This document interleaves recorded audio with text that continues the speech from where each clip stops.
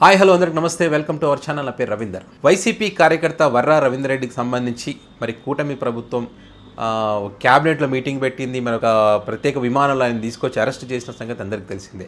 So ఇప్పుడు వర్రా రవీందర్ రెడ్డికి సంబంధించి హైకోర్టులో ఒక కీలకమైనటువంటి ఒక పరిణామం చోటు చేసుకుందని చెప్పి మరి హైకోర్టు కూడా ఏపీ పోలీసుల మీద సీరియస్ అయిందని చెప్పి మరి చర్చ జరుగుతూ ఉంది. మరి ఆ ఏపీ పోలీసులు చేసిన తప్పేంటి అనేటువంటి విషయాలు తెలుసుకునే ప్రయత్నం చేద్దాం.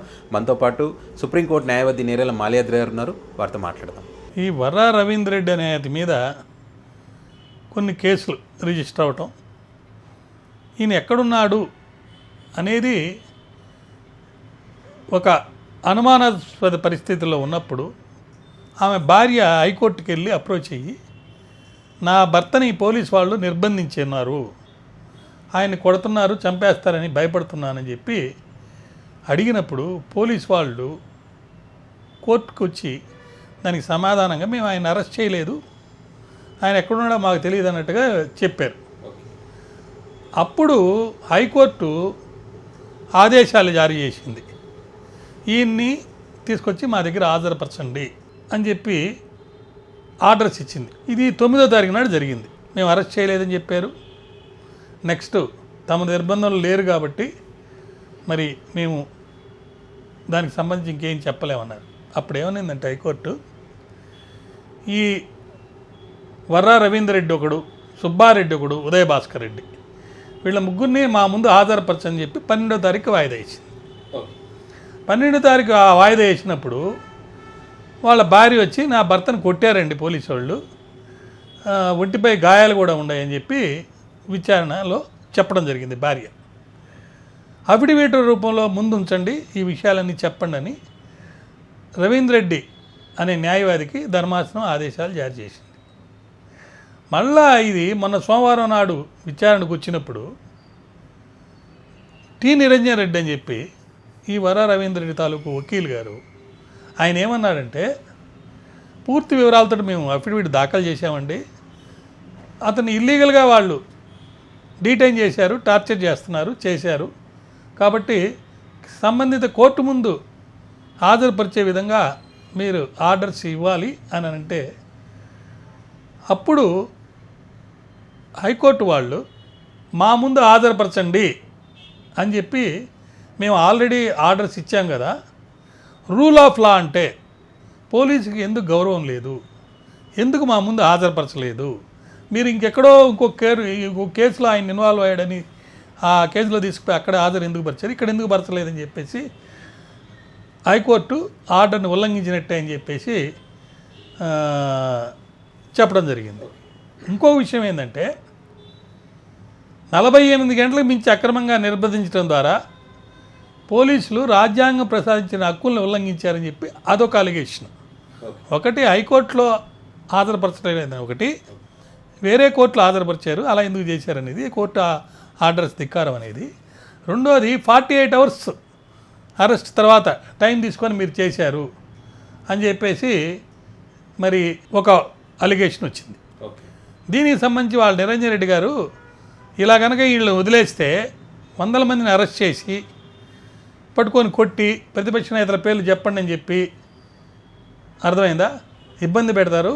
టోల్ ప్లాజా వద్ద ఇది జరిగింది, ఈ విషయం టోల్ ప్లాజా వాళ్ళకు కూడా తెలుసు కాబట్టి ఆ టోల్ ప్లాజా వాళ్ళని కూడా పార్టీలుగా చేర్చి వాళ్ళని కూడా పిలిపించి ఆ సీసీ పుట్టిని భర్తపరచాలని టోల్ ప్లాజా జాతీయ రహదారుల సంస్థ అధీనంలో ఉన్న నేపథ్యంలో ఈ సంస్థను కూడా ఆర్డర్స్ ఇస్తే తప్ప ఈ న్యాయం జరగదని చెప్పేసి వాళ్ళు అడగటం జరిగింది. అయితే మరో కోణం ఏంటంటే, ఈయన్ని కడపలో ఒక కోర్టులో హాజరుపరిచారు. మేజిస్ట్రేట్ ముందు హాజరుపరిస్తే 14 రోజులు రిమాండ్ ఇచ్చారు. దీనికి సంబంధించి ఈ రవీందర్ రెడ్డి, అయ్యా పోలీసు వాళ్ళు అత్యుత్సాహం ప్రదర్శిస్తున్నారు, నాపై ఒత్తిడి చేసి నన్ను కొట్టి తిట్టి నా చేత ఒక కన్ఫెషనల్ రిపోర్టు రాపించుకోవాలని చూస్తున్నారని చెప్పి ఒక ఆరోపణ చేశాడు. అప్పుడు కోర్టు వారు, ఆ మ్యాజిస్ట్రేట్ కోర్టు వాళ్ళు ఈయన్ని హాస్పిటల్ తీసుకెళ్ళి ట్రీట్మెంట్ అది ఇప్పించి మాకు రిపోర్ట్ ఇవ్వండి అని చెప్పి ఆ కోర్టు ఆర్డర్ అనేది జరిగింది.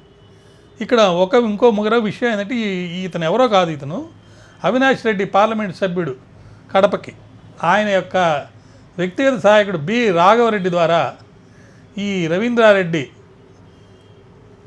ఇన్వాల్వ్ అయ్యాడు అని ఆయన ఒప్పుకున్నాడని చెప్పి పోలీసు వాళ్ళు deputy inspector general of police Kurnool range Koya Praveen అని ఆయన సోమవారం ప్రకటించాడు. సో ఇవన్నీ మనం చూస్తున్నప్పుడు ఇంకా కొన్ని విషయాలు మనం దీని గురించి తెలుసుకోవాలి. ఒకటి, ఏపీసీసీ అధ్యక్షురాలు షర్మిల గారు, ఆమె తల్లి విజయమ్మ గారు, హత్యకు గురైన వివేకానంద రెడ్డి కుమార్తె సునీత, వాళ్ళ భర్త నర్రెడ్డి, ఇంకా ఇతరులపై పరువు నష్టం కలిగించేలాగా ఈయన పోస్టులు పెట్టాడట. అది మెయిన్ అలిగేషన్. దాంతోపాటు వైఎస్ఆర్సీపీ సోషల్ మీడియా అనేది అదొక దెయ్యాల పార్టీ అని చెప్పి ఈమె అనటం జరిగింది. అంతేకాకుండా ఈ ఒప్పుకోలు విషయంలో పోలీసులు వెన్నుపోటు పొడిచారు పోలీసుల మీద అని చెప్పి కూడా ఈమె అలిగేషన్ చేశారు.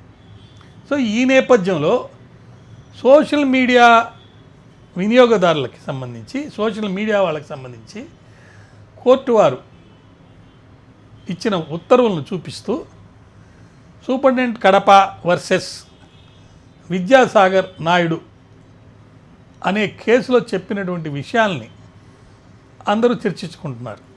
దాంట్లో ఏం చెప్పించారంటే, పరువు నష్టం కలిగించే కంటెంట్ కనుక దాంట్లో ఉంటే సోషల్ మీడియాలో వచ్చిన యూట్యూబ్ ఛానల్లో ఆ ప్లాట్ఫారాలని పర్యవేక్షించడానికి ఇన్స్పెక్టర్ నేతృత్వంలో జిల్లా స్థాయి బృందాలను ఏర్పాటు చేసి సాంకేతిక పరిజ్ఞానంతో ఉన్న పోలీసు అధికారులను దాంట్లో పెట్టి కనుక్కొని చెప్పండి, దాని ద్వారా తగు చర్యలు తీసుకోండి అని చెప్పి తీర్పు ఇవ్వడం జరిగింది. అదేవిధంగా ఇందాక మీకు చెప్పినట్టు నేషనల్ ఇంటిగ్రిటీ, విద్వేషపూరితమైనవి చేస్తే ఆ 3 సెక్షన్లు 193, 500 చిల్లర 3 సెక్షన్స్ ఆల్రెడీ భారతీయ న్యాయ సమితిలో ఉన్నాయి.